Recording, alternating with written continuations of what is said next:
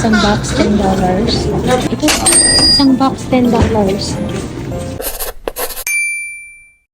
Magandang buhay! Hindi ko na nga alam kung kailan yung huling punta namin dito. Biglaan nga din yung pagpunta namin dito dahil nakita ko lang sa page nila na nakasale nga yung pakwan. Sa mga hindi po pala nakakaalam, ito pong Freestone ay murang bilihan ng prutas at gulay. Hindi ito sponsored pero gusto ko lang ding i-share sa inyo at kung gusto nyong malaman yung mga murang prutas at gulay nila araw-araw, pwede kayong mag-follow sa kanilang page. Lagi po sila nagpo-post doon. Doon nga lang din ako nakiki-update kaya biglaan nga din yung pagpunta namin dito. Katatapos nga lang namin nag-gym yan kaya naka-gym outfit pa ako. Daan na kami sabi ko kay daddy dahil gusto kong bumili ng mga prutas at gulay. Yung talong na kinuha ko ay 0.99 cents per pound. Kapag pupunta at mamimili po pala kayo dito, mas maganda siguro kapag umaga dahil magaganda pa yung mapipili ninyo. Kaya dalawang talong nga lang yung kinuha ko dahil sabi ni daddy ay kulubot na, hindi na daw maganda. Sabi ko naman mabuti naman, alam mo. Pagkatapos kong kumuha ng isang bag ng sibuyas at pumili ng melon ay pumunta nga kami dito sa loob dahil naghahanap si daddy ng peras. Hindi pa nga niya panahon kaya wala kaming nakita, puro apple nga yung nandito sa loob. Kaya lumabas na lang kami at nakita na nga namin yung pakay namin dito kaya kami pumunta etong pakwan. Diyos mio, akala ko yung nakapost ay malalaki, ang liliit pala. $4.99 each po yung ganyang kaliit na pakwan. Pero yung brand kasi na yan na pakwan ay matamis kahit maliit. Parang ako lang maliit pero matamis. O diba daddy? Ay. Damo pa'y 20 rin. Kumuha si daddy nitong maliit tapos hindi pa nga nakontento, gusto nga rin kumuha nitong malalaki. Etong malaki naman ay $14 siya. Hindi ko din talaga makakalimutan ng pakwan dahil dyan ko pinaglihi si Ate Isha. Diyos ko, napakahilig ko niya nung nagbubuntis ako sa kanya. Hindi ko alam kung naniniwala din ba kayo sa lihi, pero ako wala namang masama kong maniwala. Minsan kasi form lang yun ng paglalambing sa mga asawa. Kaya naman daddy, gusto ko ng pakwan na violet. Charing, di ako buntis. Iniwan ko nga muna si daddy dito dahil pumunta ako doon sa pinagkakaguluhan ng mga tao. Nakasale pala yung mga orange. Isang box ng guava, $10. Ayan, isang box, $10. Tapos yung orange ay $10. Ay, isang box ng orange, $10. Pwedeng orange juice, oh.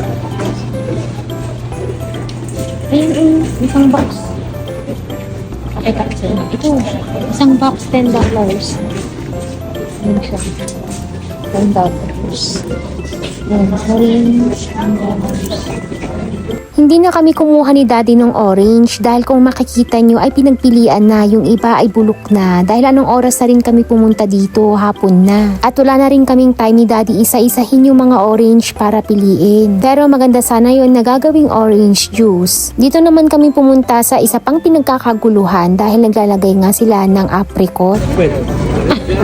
Peach! Magkano kaya? Mura siguro na. Mura. Tingnan mo nga. Ha? 99 cents per pound? Ha? Ay, apricot. Daddy ko ako.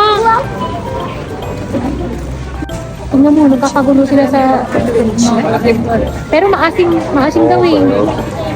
Daddy kaya makikisopsyon na rin sila. Ayan. Makikigulo ako dito. Piliin mo yung maganda ha. Kasing ganda mo.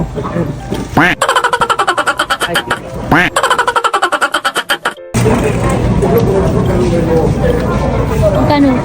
Oh, $3.99 lang. Ha? O, $3.99 per box. Pero mura yan sa ano eh, sa superstore. 5. I-try lang natin isa. Ito lang na. Oo. Nagbabago-bago din syempre yung presyo dito. Minsan talaga napakamura. Minsan din naman ay mas mura din sa iba. 9 each bag. Na lang pang steak namin ni daddy. Pang steak, bawang. Pang steak. Ayan, okay na yan. Gusto niyo bawang? Ayan. Ayan. Dito guys. Lalo na kapag meron silang bago. Ha? Kamati. Hindi na. 0.99 per pound. Oh, pwede na. Kuha ka na rin. Ilan?